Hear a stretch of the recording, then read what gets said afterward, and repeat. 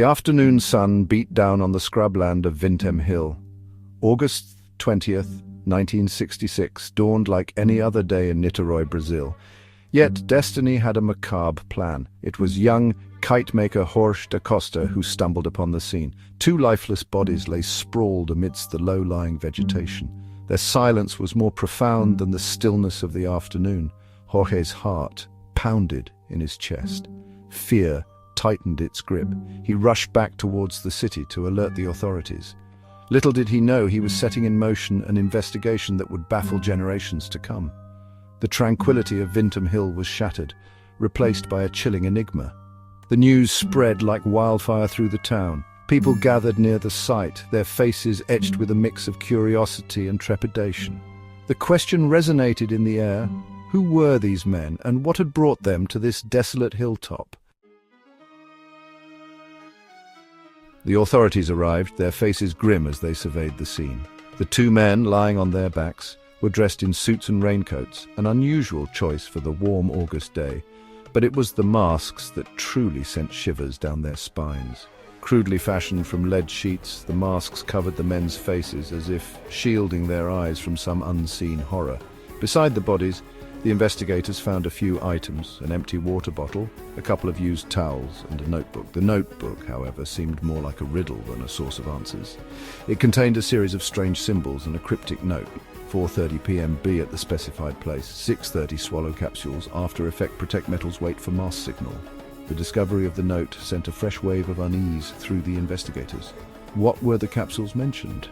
What was the mask signal they were supposed to await? The lack of clear answers only deepened the mystery surrounding the deaths on Vintém Hill. The case of the lead masks was shaping up to be more than just a routine investigation.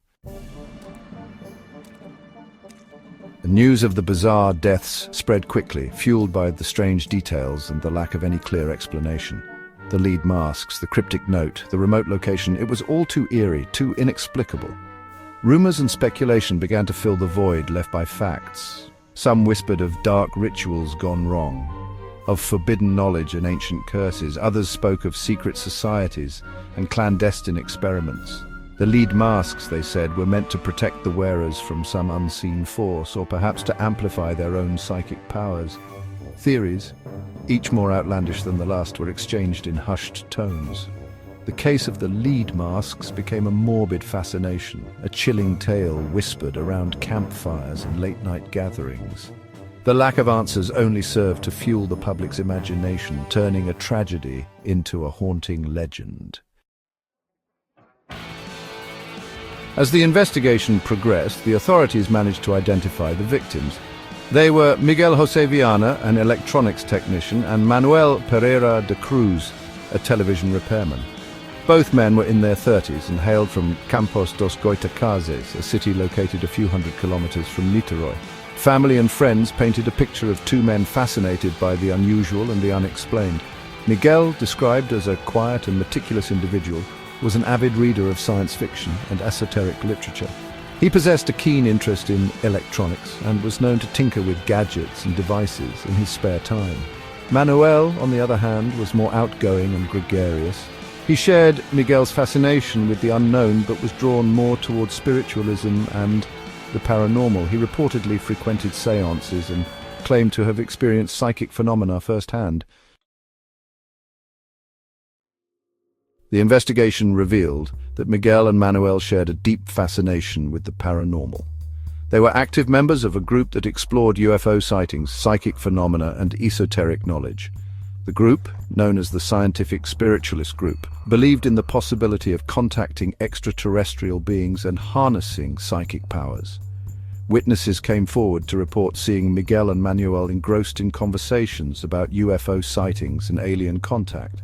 They were known to spend hours studying maps of alleged UFO hotspots and meticulously logging reports of strange lights in the sky. Their notebooks were filled with diagrams of spacecraft, equations scribbled in hurried handwriting, and detailed descriptions of alleged encounters with extraterrestrial beings. Their interest in the paranormal extended beyond mere curiosity. They actively sought out experiences, participating in seances, experimenting with meditation techniques, and even venturing into remote areas rumored to be UFO hotspots. Their pursuit of the unknown, it seemed, consumed their lives, leading them further and further down a path shrouded in mystery. Section 6. Unconventional Tools for Unconventional Pursuits. The investigation into Miguel and Manoel's lives revealed a trail of peculiar purchases and activities in the weeks leading up to their deaths. They had purchased a large quantity of lead sheets from a local supplier, claiming they needed it for a project. The same supplier later confirmed that the lead sheets were used to make the masks found on the victims' faces. Further investigation revealed that they had also purchased a significant amount of potassium cyanide, a highly poisonous chemical. The purchase raised red flags, but the supplier claimed they had presented a permit for its use in their electronics work. The purpose of the cyanide, however, remained a chilling mystery. Their activities in the days leading up to their deaths were just as baffling. Witnesses reported seeing them on Vintém Hill on several occasions, setting up strange equipment and staring intently at the sky. One witness even claimed to have seen them wearing the lead masks, pacing back and forth as if waiting for something or someone. Section 7. Theories take flight, science, spirits, or secrets. The strange circumstances surrounding the deaths of Miguel and Manoel on Vintém Hill gave rise to a whirlwind of theories. Some proposed that the men were amateur scientists who met an unfortunate end during a risky experiment. Perhaps the lead masks were meant to protect them from some dangerous chemical reaction, and the cyanide, a key component of their experiment, had accidentally poisoned them. Others believed that the deaths were linked to Miguel and Manoel's interest in the paranormal. Perhaps they had attempted a ritual to contact extraterrestrial beings or harness psychic powers, and something had gone terribly wrong. The lead masks in this context could have been used to enhance their psychic abilities or protect them from harmful spiritual energies. A more sinister theory proposed that the deaths were the result of a government cover-up. Perhaps Miguel and Manoel had stumbled upon sensitive information or witnessed something they shouldn't have, leading to their elimination. The lead masks in this scenario could have been a way to conceal their identities or inflict a more gruesome end. Section 8. The enduring enigma of Vintém Hill. Despite a thorough investigation, the case of the lead masks remains unsolved. The official verdict was inconclusive, citing a lack of evidence to determine the cause of death. The mystery surrounding the lead masks, the cryptic note, and the strange circumstances of their deaths continues to captivate and intrigue people worldwide. The lack of a definitive answer has allowed the case to take on a life of its own, evolving from a tragic incident into a cultural phenomenon. The lead masks have become symbolic of the unknown, a chilling reminder of the mysteries that lie beyond our understanding. The case has been the subject of numerous books, documentaries, and articles, each attempting to unravel the truth behind the deaths on Vintém Hill.